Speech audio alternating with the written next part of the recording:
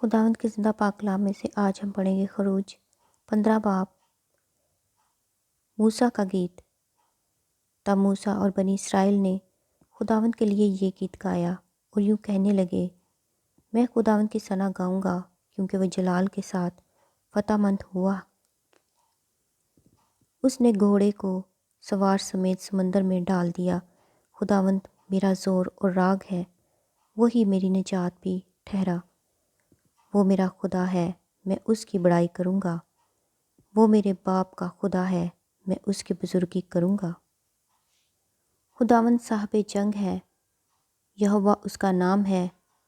فرعون کے رتھوں اور لشکر کو اس نے سمندر میں ڈال دیا، اور اس کے چیدہ سردار بحر کلزم میں غرق ہوئے۔ گہرے پانی نے ان کو چھپا لیا، وہ پتھر کی مانند تہہ میں چلے گئے۔ اے خداوند، تیرا داہنا ہاتھ قدرت کے سبب سے جلالی ہے۔ اے خداوند، تیرا داہنا ہاتھ دشمن کو چکنا چور کر دیتا ہے۔ تو اپنی عظمت کے زور سے اپنے مخالفوں کو تہ و بالا کرتا ہے۔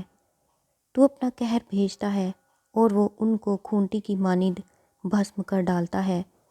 تیرے نتنوں کے دم سے پانی کا ڈھیر لگ گیا۔ سیلاب تودے کی طرح سیدھے کھڑے ہو گئے اور گہرا پانی سمندر کے بیچ میں جم گیا۔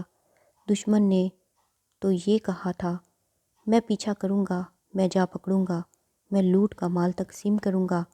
ان کی تباہی سے میرا کلیجہ ٹھنڈا ہوگا۔ میں اپنی تلوار کھینچ کر اپنے ہی ہاتھ سے ان کو ہلاک کروں گا۔ تو نے اپنی آندھی کی پھونک ماری تو سمندر نے ان کو چھپا لیا۔ وہ زور کے پانی میں سیسے کی طرح ڈوب گئے۔ معبودوں میں اے خداوند، تیری مانند کون ہے؟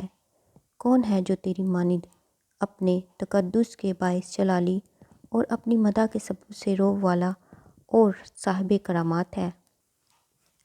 تو نے اپنا داہنا ہاتھ بڑھایا تو زمین ان کو نگل گئی۔ اپنی رحمت سے تو نے ان لوگوں کی جن کو تو نے خلاصی بخشی رہنمائی کی، اور اپنے زور سے تو ان کو اپنے مقدس مکان کو لے چلا ہے۔ قومیں سن کر تھرا گئی ہیں اور فلسطین کے باشندوں کی جان پر آ بنی ہے۔ ادوم کے رئیس حیران ہیں، مواب کے پہلوانوں کو کپکپی لگ گئی ہے۔ کنعان کے سب باشندوں کے دل پگھلے جاتے ہیں، خوف و ہراس ان پر طاری ہے۔ تیرے بازو کی عظمت کے سبب سے وہ پتھر کی طرح بے حس و حرکت ہیں۔ جب تک اے خداوند تیرے لوگ نکل نہ جائیں، جب تک تیرے لوگ جن کو تو نے خریدا ہے پار نہ ہو جائیں، تو ان کو وہاں لے جا کر اپنی میراث کے پہاڑ پر درخت کی طرح لگائے گا۔ تو ان کو اسی جگہ لے جائے گا جسے تو نے اپنی سکونت کے لیے بنایا ہے۔ اے خداوند، وہ تیری جائے مقدس ہے جسے تیرے ہاتھوں نے قائم کیا ہے۔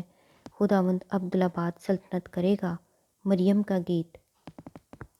اس گیت کا سبب یہ تھا کہ فرعون کے سوار گھوڑوں اور رتھوں سمیت سمندر میں گئے اور خداوند سمندر کے پانی کو ان پر لوٹا لایا۔ لیکن بنی اسرائیل سمندر کے بیچ میں سے خشک زمین پر چل کر نکل گئے۔ تب ہارون کی بہن مریم نبیہ نے دف ہاتھ میں لیا اور سب عورتیں دف لیے ناچتی ہوئی اس کے پیچھے چلیں، اور مریم ان کے گانے کے جواب میں یہ گاتی تھی، خداوند کی حمد و ثنا گاؤ کیونکہ وہ جلال کے ساتھ فتح مند ہوا ہے۔ اس نے گھوڑے کو اس کے سوار سمیت سمندر میں ڈال دیا ہے۔ کڑوا پانی۔